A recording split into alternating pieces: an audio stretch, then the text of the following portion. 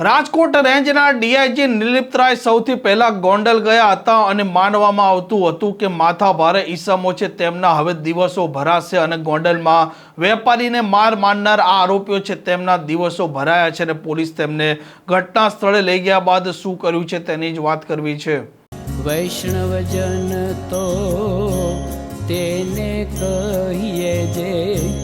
પીડ પરાઈ જાનાને રે। નમસ્કાર, આપ જોઈ રહ્યા છો નવજીવન ન્યૂઝ અને હું છું આપની સાથે તોફિક ગાંચી। ગોંડલ ક્યારેક કાયદો વ્યવસ્થાને લઈને તો ક્યારેક માથાભારે ઈસમો છે તેમને લઈને સતત ચર્ચામાં રહેતું હોય છે અને ગોંડલમાં રાજકોટ રેન્જના ડીઆઈજી છે તે નિર્લિપ્ત રાય સૌથી પહેલા પહોંચ્યા હતા અને ત્યારબાદ માનવામાં આવતું હતું કે ગોંડલમાં જે માથાભારે ઈસમો છે તેમના હવે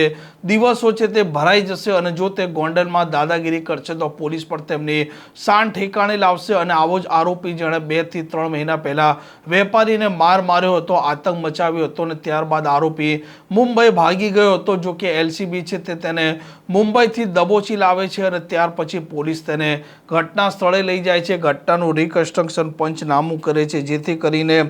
આસપાસ રહેલા વેપારીઓ છે તેઓના મનમાં સુરક્ષા છે તેનો ભાવ તેઓ અનુભવી શકે અને આવા માથાભારે ઈસમો છે તેઓના મનમાં પણ પોલીસનો ડર પેદા થાય। કેમ કે મામલો હતો આજ ગોંડલના નાની બજારમાં દુકાન ખાલી કરાવવાને લઈને અને વેપારી અને તેના મિત્રને લાકડાના ધોકા અને લોખંડની પાઇપ છે તેના પર આ 3 આરોપીઓ છે તેમણે હુમલો કર્યો હતો અને ત્યારબાદ તે ફરાર થઈ ગયા હતા। જો કે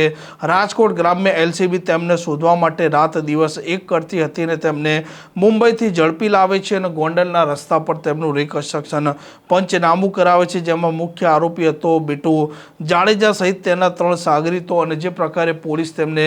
જાહેર રસ્તા પર લઈને આવે છે ઘટના સ્થળે તે સમયે આસપાસના જે વેપારીઓ છે તે સૌ કોઈ આ માથાભારે ઈસમોને જોઈ પણ રહ્યા હતા, તેમના પર હસી પણ રહ્યા હતા કેમ કે પોલીસ આસપાસ હતી અને માથાભારે ઈસમોને ખબર હતી કે હવે તેમનો ખેલ ખતમ થઈ ચૂક્યો છે અને નિર્લિપ્ત રાય પણ હવે આ રેન્જમાં સપાટો બોલાવી રહ્યા છે। આ પ્રકારના સમાચાર માટે નવજીવન ન્યૂઝ મીડિયા ચેનલ સાથે જોડાયેલા રહો। નમસ્કાર।